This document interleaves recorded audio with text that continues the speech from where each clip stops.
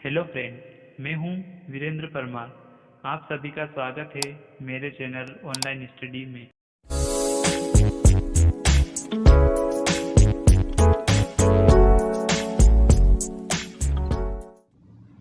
दोस्तों, इस वीडियो में हम अमोनिया निर्माण की हेबर विधि का सचित्र वर्णन करेंगे।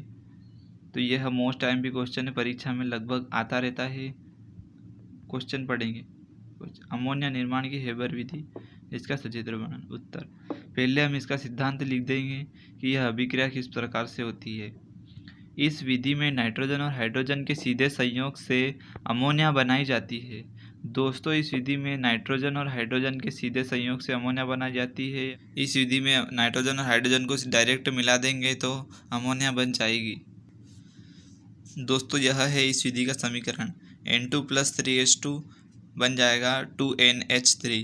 दोस्तों, हमें यहाँ पर मुख्य बात ये ध्यान रखना है कि इस विधि में उत्क्रमणिता का चिन्ह लगेगा, क्योंकि नाइट्रोजन और हाइड्रोजन से अमोनिया बन सकती है, तो अमोनिया से वापिस नाइट्रोजन और हाइड्रोजन बनाया जा सकता है। इसके कारण यहाँ पर उत्क्रमणिता का चिन्ह लगेगा।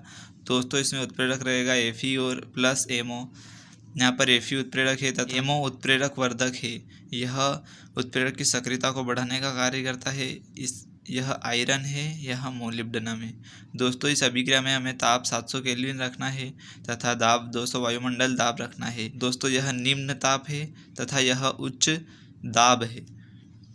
दोस्तों, यह अभिक्रिया ऊष्माक्षेपी, इसमें ऊष्मा निकलती है, इसके कारण हमें इसे साइड में लिख देना है डेल HF नोट करके। दोस्तों, इस अभिक्रिया में ऊष्मा निकलती है, इसके कारण हमें माइनस करके लिखना है -46.1 किलो जूल मोल इनवर्स। यह अभिक्रिया उत्क्रमणी है, यानी यह अभिक्रिया पुनः क्रियाकारक से उत्पाद बन सकता है, तो उत्पाद से पुनः क्रियाकारक भी बन सकता है।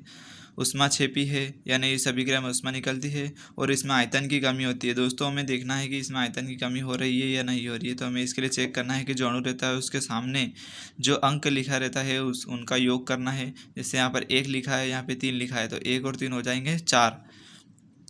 यहाँ पर 2 लिखा है, तो यहाँ पर इनका आयतन कितना है 4, और यहाँ पर आयतन हो चुका है 2, तो आयतन की कमी हो रही है। अतः हम लिख देंगे कि यहाँ इस विधि इसमें आयतन की कमी होती है। अतः ले के सिद्धांत के अनुसार अमोनिया निर्माण के लिए अनुकूल परिस्थितियाँ इस प्रकार है।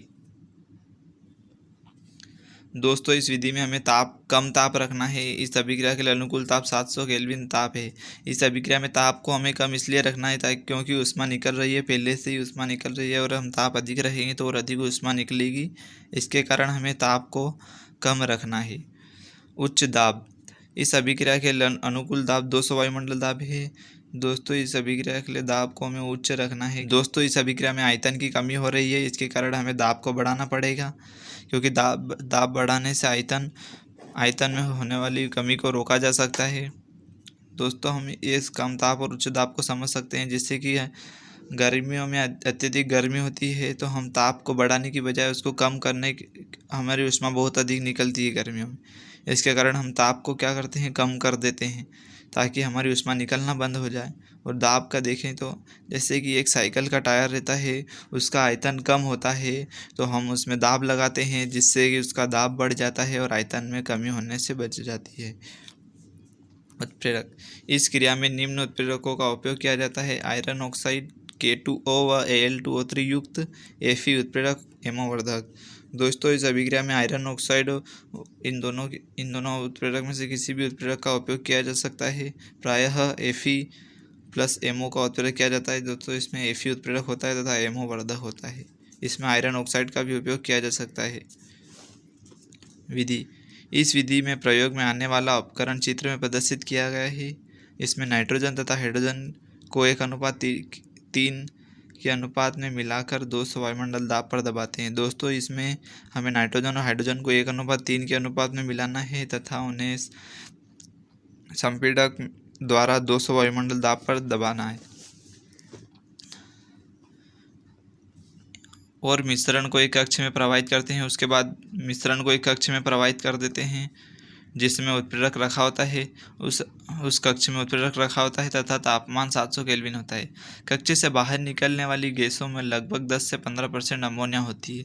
जो कक्ष रहेगा जिसमें उत्प्रेरक रखा होता है, उससे जो गैसें बाहर निकलेगी उसमें 10 से 15% अमोनिया होती है। इसे ठंडा करके या पानी में घोलकर पृथक कर लेते हैं। दोस्तों, जो गैस निकलेगी वह गैसीय अवस्था में रहेगी, इसके कारण उसे ठंडा कर लेंगे या फिर पानी में घोल लेंगे, जिससे वह द्रव अवस्था में परिवर्तित हो जाएगी और फिर हम उसे पृथक कर लेंगे। शेष गैस को पुनः उत्प्रेरक कक्ष में भेजते हैं, जहाँ फिर से अमोनिया बनती है, और जो गैसें बच जाती है उन्हें पुनः उत्प्रेरक कक्ष में भेजते हैं, जहाँ फिर से अमोनिया बनाई जाती है, और इस प्रकार यह क्रम चलता रहता है। दोस्तों, हम क्रियाविधि को समीकरण और चित्र को देखकर बता सकते हैं। इसके कारण हमें मुख्य रूप से समीकरण और चित्र याद रखना है, ताकि हम क्रियाविधि को आसानी से लिख दें। दोस्तों, यह इसका चित्र है, आप इसका स्क्रीनशॉट ले सकते हैं ताकि आपको बाद में अभ्यास करने में आसानी रहे। धन्यवाद दोस्तों, यह वीडियो आपको कैसा लगा कमेंट सेक्शन में ज़रूर बताएं। धन्यवाद, थैंक्स फॉर वॉचिंग।